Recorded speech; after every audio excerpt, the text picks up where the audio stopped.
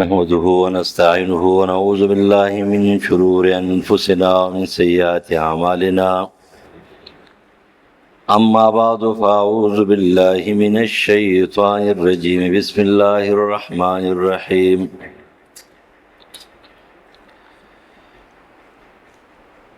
وإنك لعلى خلق عظيم وقال الله تبارك وتعالى والكاظمين الغيظ والعافين عن الناس والله يحب المحسنين وعن أنس رضي الله تعالى عنه قال كان رسول الله صلى الله عليه وسلم أحسن الناس خلقا متفق عليه وإنك لعلى خلق عظيم. نبی علیہ السلام ته الله تعالی وایي چې بېشکه ته په ښایسته اخلاقو باندې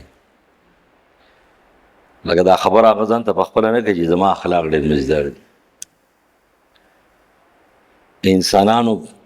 ایواړ هم دی چې په هغې کې هم کېدلی شي چې بعضې د مخ ملازي په وجه باندې چاته وي ته ډېر ښه سړی یا د دنیا څه لالچ وي او پلانکې ډېر ښه سړی دی لکه ټرمپ چې د خلکو صفتونه کوي نو پلانکې ډېر هوښیار سړی یا پلانکې ډېر ښه سړی دی ځکه قمقل ته هوښیار وي هوښیار ته قمقل وي داسې نه ده. الله ورته وایي چې په هغې کې د هېڅ قسم لالچ د هېڅ قسم خطا کېدلو څه امکان نشته. هغه ورته وایي چې پیغمبر ستا اخلاق ډېر لوی اخلاق دي ته په عظیم اخلاقو پیدا شوی دی. اخلاق څه ته وایي؟ اخلاق نرمۍ ته هم وایي او سختۍ ته هم وایي. اخلاق یوازې نرمۍ ته نه وایي، اخلاق د سختۍ نوم هم دی او د نرمۍ نوم هم دی چې د هغې دواړو نومونه دي. هغې ته جمال او جلال وایي. زموږ په شریعت کې هغې ته جلال او جمال وایي. د دې ونې کله د رسول الله د دې ټکي چې انک لعلی خلق عظیم سورة نون آیت نمبر 4 وضاحت طلب شو د عایشه صدیقه رضی الله تعالی عنها نه چېرې د پیغمبر د اخلاق څه اخلاقو چې الله تعالی ورته وایي چې ته په ښایسته اخلاقو باندې پیدا یې نو د الله اکبر په ځای باندې سبحان الله ویل او سبحان الله په ځای باندې الله اکبر ویل نه، د هر ځای خپل یو ځای دی.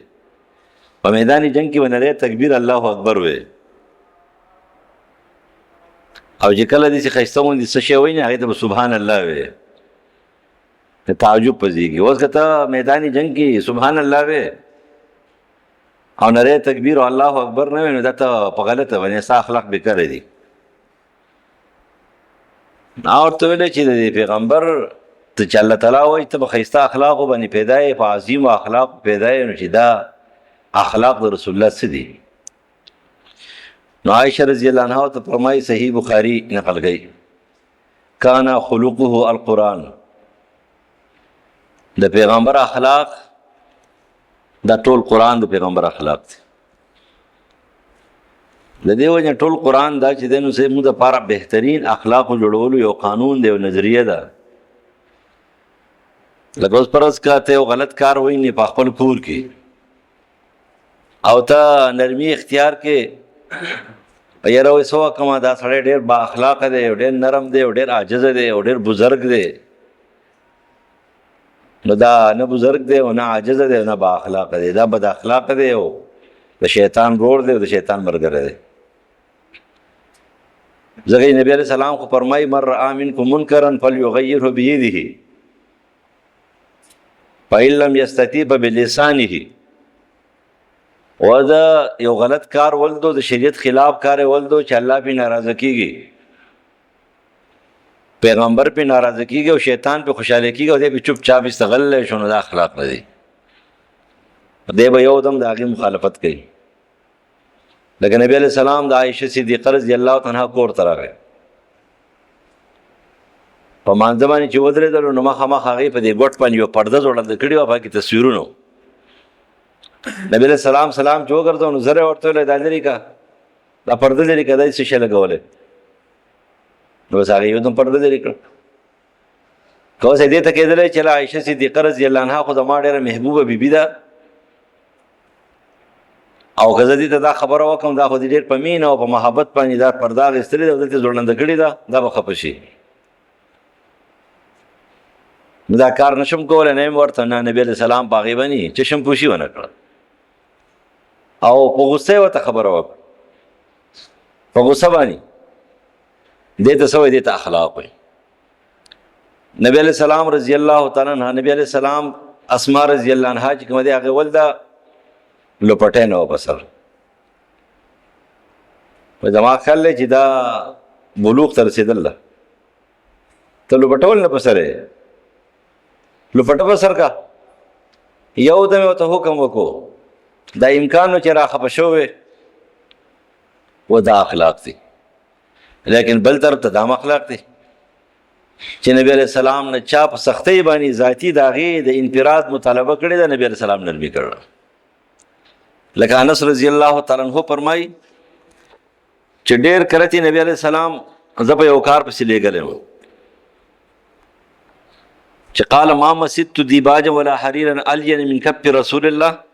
ولا شممت رائحة قط أطيب من رائحة رسول الله ولقد خدمت رسول الله 10 سنين فما قال لي قط أف وقال لي شيء فعلته لما فعلته ولا لشيء لم أفعله ألا فعلت كذا متفق عليه انس رضی الله تعالی عنہ رسول الله خادم دی لس کال عمر او مور راوستلو نبی علیہ السلام ته حوالو کو و دې خپل خادم ګوټي ته دعا وکړه او دا ستا خادم شول نه بعد نبی علیہ السلام ته دعا وکړه لس کال خدمت کړې ده هغه فرمایي چې ما د رسول الله لاس مبارک چې کله ما مسح کړه نو ما دومره نرم لاس ته چانه ولیدلی چې هغه د ریخمو نه زیات نرم و د رسول الله لاس ما چېرته څه خوشبویي داسې نه ده بوی کړي چې د رسول الله د ذاتي وجود د خوشبویۍ نه بهتره وه د انسان د هر انسان د وجود نه یو بوی یو سمیل یو داسې خیجي چا نه بد او چا نه ښه د نبی علیه السلام د عطر نه ذاتي د نبی علیه السلام د وجود د خولې د هغې خوشبویي داسې وه چې داسې خوشبویي ما چېرته بوی کړي نه ده وایي ما لس کاله خدمت کړی دی خو چېرته ما ته دا نه دي ویلي چې یو کار ما ته هغه ویلي دا وکړه ورشه پلانکې اوبه راوړه او ما نه هېرې شوي دي یا ما یو کار یې راته ویلی دی ما هغه نه دی کړی بل مې کړی دی دا یې ما ته نه دا دې ولې وکړو دا دې ولې ونه کړو ځکه ذاتي پردي عملو په دې باندې نقصان نه راځي دینی نقصان پکې نه راځي دنیوي لحاظ سره پکې څه دومره مسله نه ده ما ته نه دی ویلي یعنې پرادي خپله زندګۍ کې رسول الله چې چېرته څو خطا شوی دی نو هغه یې معاف کړی دی دا انسان الله تعالی چې پیدا کړی دی نو دا یې دا نومونه نه دي دې ته اوس وګورئ یو نوم یې دی مسلمان په دې مسلمانۍ کې اخلاق پراته دي سلامتیا ده پکې اخلاق ښه خوی ته وایي او مسلماني هم ښه صفت ته وایي ښه خوی ته وایي سلامتیا پکې وي ایمان په دې کې امن دی دا هم د اخلاق سره جوړ دی بیا هر انسان چې کله پیدا دی بحیثیت انسان دا چې پیدا دی نو کل مولود یولد علی الاسلام یولد علی الفطره هر ماشوم چې پیدا دی د په فطرت اسلامي پیدا دی د خوی هم د فطرت اسلامي باندې پیدا دی چې دی په فطرت سره برابري بد اخلاق بنئ الله دا پیدا کړ او په دنیا کې هر څوک د ښه اخلاقو صفت کوي تاسو چې وګورئ که نه نو د بهترینو اخلاقو مونږ وکتل که نه په دې خال کې ډېر داسې بعضې پیمیلۍ داسې چې ډېر بد اخلاقه دي داسې غونډې پیمیلۍ غونډ خاندان دا بد اخلاقه دی خو لیکن په هغې خاندان کې یو کس دوه داسې د هغې خاندان افراد دي مړه دي الله دې ورله جنت فردوس ورکړي خو چې مړه دي که نه ما ته پته ولګېدل چې واقعي چې یو سړي اخلاق ټکي که نه او کردار یې ټکي دی که د ټول خاندان یې باغیان او ټول بد اخلاق کوي او بدتمیزه یي که نه نو هم د ده دا کردار لا نه پټېږي چې دا هغه انسان په باره کې چې کله مړ شو نو ټول خلکو صفت کولو یاره بهترین انسان ښایسته اخلاقو مالک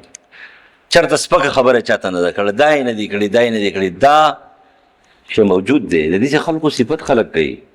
دا د معاشرې پرسکونه افراد دي پرسکون افراد خپله زندګي هم پرسکون وي او چې د چا سره تعلق یې هغه هم پرسکون وي په کومې کور کې چې داسې اخلاق ولا پلار یا ورور یا ترې یا مور خاوند یې ښځه هغه ټول کور پرسکون وي ټول کور چا سره تعلق یې هغه هم پرسکون وي په خپله هم هغه ته اطمینان او سکون وي بد اخلاق انسان آپ کور کې په خپل هم خپي کور هم خپي خلک هم خپي ماحول کې بار هم خپي فارض کې جو وګوره کنه خلک تی بس ډډه کوي مړ سره روان دي بیا به سوي سګړي وړي به وي معمولی به خطا کېدی نه شي دا دې څه وکړه وړو ته به قارېږي دا بې ځایه وړو ته نه عزت یوه خبره کوم دا بې ځایه ماشومان اشرف علي تانوي رحم الله ډېره ښایسته خبره کړله اشرف علي تانوي رحم الله یو دا خبره کړله چې یو به چېرته مور پلار د بچو سره ورانه نه مستقل کله بچو سره مستقل ورانه کړ کنه دا بچی غرق شو ځکه چې دی به د ورانه دا دی د هغې په یو غلطۍ چې شمپو شو کې بیا په بله وکړي بیا په بله وکړي بیا بله وکړي ستا هغه نه مغټ ډاکو غل او ارامي او غلط انسان جوړ شي یو به استاد چې کوم دی په کلاس کې شاګرد سره ورانه نه کوي چې دې نظر انداز کې او نورو ته ګوري او د نورو نه تپوس کوي او د نه تپوس هم نه کوي نو دا هلک چې دا به سبق هم نه وایي دې نه به یو غټ خطرناک سړی جوړېږي دا مشران چې وو که نه ډېر عظیم خلک وو دوی خوشي خوشي خبرې نه کولې دا ډېر سوچ فکر نه بعد خبرې کړي چې یو د بچو سره به ورانه نه کوي مستقل او بل چې کوم دی استاد د شاګرد سره چې کوم دی مستقل ورانه نه کوي که نه دا بچی هم د ده لپاره ناسور شو دویمه خبره دا کړله تاسو ته پته ده د ماشوم د 7 کالو پورې شرعن هم عقلا هم عرفا هم د ګزار مستحق نه دی د 7 کالو پورې ماشوم دا د وهلو هېڅ چاته اجازت نشي نه پلار ته نه مور ته نه استاذ ته بلکې تر دې پورې نه پیغمبر ته اجازت شته آپ خپله وایي چې 7 کالو پورې به ماشوم ته ادب ورکوئ ادب وهل به نه کوئ د 7 کالو نه والا تر 10 کالو پورې دا زندګي چې ده په دې کې به احتیاط کوي خو د 10 کالو پورې د ادب سپېړه ورکولی شي خو په مخ نه د ادب سپېړه ځان له شی دی او د سزا سپېړه ځان له شی نو هغه په دې باندې د دې حدیث په وضاحت کې اشرف علي تانوي رحم الله خبره کوي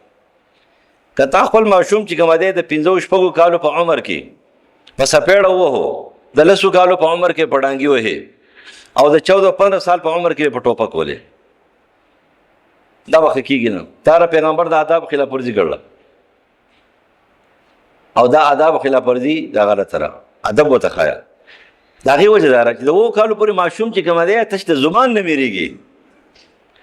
نو چې کله هغه غلطي وکړي نبي علیه السلام یو صحابي دی عمر نومې دی رسول الله سره روټۍ ته ناست په ګس لاس باندې خوراک کوي ماشوم دی دویم نمبر چاپېره خوراک کوي بسم الله یې ونه ویله بسم الله یې فرض نه وه ادب دی ته به ورته ښې که نه نبي علیه السلام ورته په یو دا 3 ټکي په یو جمله کې وویله او داسې ادب یې ورله ورکو ورته چې نه وایي چې دا څه کې قمقله خره دا نه نه دا ورته نه وایي دومره ښایسته نوم ورته یا غلام ماشومه بچیه سم الله خوراک چې کوې نو بسم الله وایه بسم الله وایم به کل بیمینک ښی لاس باندې خوراک کوه ګس باندې مه خوره دا خو شیطاني لاس دی ښی لاس خوراک کوه الا عذر ځان له شی دی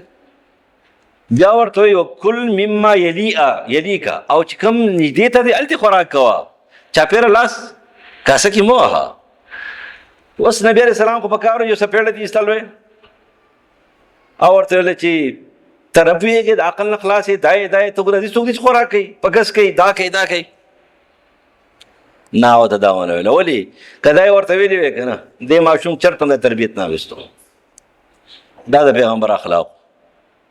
چې ورته وایي په ښی لاس خوراک کوه بسم الله وایه خپل مخې ته وایه ولې ماشوم څو 7 کالو نه کوه ماشوم د ادب د گزار مستحق هم نه و، د ادب د گزار مستحق هم نه و. دا یوازې دا نه چې را در په موبایل باندې راشي قاري صاحب ماشوم والے دی، یوازې قاریان نه دي، د هر څوک دی، پلارمي مورمي پرورمي ترمي بل هر څوک چې دی د قانون تحت چې څوک راځي دا معاف نه دی. نو هغه دا خبره اشرف علي تانوي رحم الله وکړه چې د 9 کالو په وخت کې د ماشوم په سپېړه باندې و، د 10 کالو په وخت کې په ډانګي باندې ووهې، او چې کله بلوغ ته ورسېدو نو بس بیا به ځان خلاصې نو بیا به ولې بیا خو ادب زده کولی نه شي. ځکه انس رضی الله عنه فرمایي چې ما د رسول الله نه دا خبرې ذاتي دغه کې نه دي اورېدلې. صاحب زید جسامه رضی الله عنه فرمایي چې ما نبی علیہ السلام ته یو ځل زنګري خر چې کوم دی نو هغه ښکار کړی نو ته راوړو او روان یو حج له روان یو چې کله ما وله راوړو نبی علیہ السلام فرده علی هغې قبول نه کو، ما ته واپس کو. نو زه ډېر زیات پریشانه شوم. دغې د چا تحفه چا ته رد کې نو هغه پریشانه کېږي چې لکه ما ته تحفه ولې رد کړه، څه مسله ده؟ لکه دا زموږ په دې دعوو کې دا خوی دی چې په دې کورونو کې که نه چې بل څه وراني د ښځو که نه د یو بل سره وراني، نو چې وراني چې څه شی والا څوک راولېږي که نه نو بس نکته پکې راوباسي، ګوره پلانکي له دا لېږلی دی او پلانکي له دا لېږلی ما له دا راولېږي ستا هغه شی رد کړي، دا ډېر غلط عادت دی. ستا پې فرض خو نه دی که نه، نه پې ستا حق دی چې نه به ته ولې تحفې رالېږله، ځکه چې هر شی څوک چاله رالېږي دا هدیه او تحفه ده، څه شی چې دی بس قبول کړه. که تا د سپک کتلی دی هغه پوه شو کار یې پوه شه، که تا د عزت په نظر کتلی دی هغه پوه شو کار یې پوه شه، لیکن ته به نه رد کې الا دا چې یو شی حرام دی، ناروا دی، پلید دی، ګنده دی، رد یې کړه. وی چې کله صحابي ته وکتل چې د مخ مبارک باندې فلما رأى ما فی وجهه، خو چې رسول الله زما د مخ ته وکتل چې د خو خفه شو، هغه ورته چې لکه واوره ما داسې نه در کړي انما لم نرد علیک الا وایي دا ما ځکه رد کړی دی چې الا انا حرم، تا دا ښکار زما دپاره کړی دی، وایي چې او زما ستاسو دپاره مې کړی دی، ګوره زه په حالت د احرام کې یم او قانون دا دی چې محرم په خپله باندې ښکار نشي کولی او د محرم دپاره بل سړی ښکار نه کوي. اوس که دا ښکار تا ځان دپاره کړی وی ما او تا یو ځای خوړی، خو تا خو زما دپاره کړی دی نو زما دپاره دې استعمال ټیک نه دی، زما دپاره دا ممنوع دی. نو بس هغه څه شو خوشحاله شو. نبی علیہ السلام د هغه د مخ نه د اثرات څه کړه دا قبوله کړه چې څه شو پریشان، دا د پیغمبر څه اخلاقو. اوس ښه اخلاق د نیکۍ نوم دی. نواس ابن سمعان رضی الله عنه فرمایي چې ما یو ځل تپوس وکړو د رسول الله نه چې البر والاسم، چې د نیکۍ د بدۍ څه نښې په سړي کې راځي که نه، د انسان پر اندرون کې د دې څه اثرات دا ښکاري که نه ښکاري. نه ما ته ویل چې ښکاري البر حسن الخلق، دا نیکي چې کومه دی چې یو سړی خپل ځان ګوري چې زه څومره نیکوکار یم یا بد کردار یم یا په ما کې اخلاق څومره دي، دا ته معلومې ما کې نیکي څومره ده. نو خپل خوی ته وګوره، دا خپل مزاج دی وګوره چې د مشرانو سره مې تعلق څنګه دی، د کشرانو سره مې تعلق څنګه دی، د جماعت کې به څنګه تعلق دی، جماعت نه بهر مې څنګه دی، کور کې ماشومانو سره څنګه تعلق دی او د زنانو سره خپلو سره مې څنګه تعلق دی. خپل ځان وګوره، خپل ځان ګوره. بعضې خلک داسې دي که نه د هغوی خوی دومره مزیداري چې ټوله دنیا ورمنډې وهي او سره کښېني چې یاله ښایسته خبره به ترې واورم، یو ښایسته خبره به ترې واورم، د هغوی سره کښېني مړی سړی ورسره ناست وي پرسکوني، سړي باندې ثقالت نه راځي، یاره وایي چې ټوله ورځ ورسره ناست وي. لیکن بعضې خلک داسې وي چې هغه محفل له راشي نو ټوله دنیا چې کومه دی ورو ورو خورېږي او چې په آخر کې دی یوازې پاتې شي. دلته په دنیا کې به هم یوازې پاتې کېږي بد اخلاقه او په آخرت کې به هم دغه شان یوازې پاتې کېږي بد اخلاقه. دا ولې دا نظر بد اخلاقۍ وجه وایي چې ښه خوی دا به چا کې وي ته پوه شئ به ده کې نیکي شته، ځکه نیکي د ښه خوی نوم دی. والاسم ما حاک فی نفسک وکرهت ان یطلع علیه الناس، او ګناه دې ته وایي چې تا پریشانه کړي، او که دا ګناه سره عادي شوی پریشانه کوي دې نه نو ته بیا وایي چې خلک خبر شي خلک په سپک ګڼي ما، خلک ورته ګناه وایي، دې ته ګناه وایي، دا ګناه نه ښه. لہذا خپل مفتی نه تپوس کوه، خپل مفتی او خپل نفس تعالی الله دې پیدا کړی د ګناه د نیکۍ او د بدۍ تمیز ته په خپله به کولی شي چې تا ته وایي دا شی غلط دی، خو فرشته ده که نه ستاره د دنیا د دې قاضیانو مفتیانو نه اوچته مفتی ده، قرین و ملک دی، هغه درته وایي دا کار غلط دی، ته بیا هم ځان له چې سهاري ورکې، کله یو نه مشوره، کله بل نه مشوره، کله یو نه فتوا، کله بل نه فتوا، بیا به کوئی ما په کوټ کې وګټله، پای کوټ کې وګټله، په سپریم کوټ کې قاضي صاحب مخې ته وګټه، دروغ رښتیا مې وویله ومې ګټله، په ګټلو مټلو کار نه کېږي. د خپل مفتي صاحب نه یې تپوس وکړه، د دې خپل قرین الملک فرشته چې کومه ستا سره ساتي فرشته ده، جوخته در سره لګېدی، د هغې نه تپوس وکړه چې زه څنګه یم؟ وایي ته غلط یې، ته غلط یې، ته به ناروا پسې نښتی، خود به خود به تا باندې فتوا جاري کړي، په هغې فتوا باندې څه وکړه، په هغې فتوا باندې عمل وکړه. نو وایي د ګناه نښه دا ده چې ته نفس متردد شي، پریشانه کړي، او ته دا خبره بده ګڼې چې خلک چې کومه دی زما د دې بد اخلاقۍ نه څه شي، بد اخلاقۍ نه خبر شي. په دې وجه باندې رسول الله په باره کې راځي چې د هغه خوی څه نه فاحشو نه پیدایشي خوشي خبرې کولې. او بیا یې وفرمایل من خیارکم احسنکم اخلاقا، ما ته ویل تاسو کې غوره هغه دی چې اخلاق یې ښه، کردار یې مرداري. او بیا تپوس وشو چې قیامت په ورځ باندې په ټول کې د ټول نه دروند شی څه شی دی؟ رسول الله ورته وفرمایل حسن الخلق. او د الله تعالی هغه سړی ډېر بدي شي چې الفاحش البذیو، هغه سړی چې هغه پچګوی وي او د هغه کلام څه وي ردي وي او کنځلې کوي، ردي بدي وي، دا سړی د الله تعالی ډېر دا بدي شي. بیا وفرمایل بل حدیث حضرت ابو هريره کې ترمذي حدیث ته رسول الله وفرمایل چې جنت ته ډېر خلک په څه باندې ځي؟ وایي په تقوا باندې، په ښه اخلاقو باندې، و جهنم ته خلک ډېر پسې ځي وایي په خوله باندې او په خواهشاتو باندې. فرج نه مراد یوازې اندام نه دی، خواهشات، خپله خوله غلط استعمالول او خپل خواهشات غلط استعمالول، دا خلک په جهنم ته ډېر ځي په مسلمانانو کې.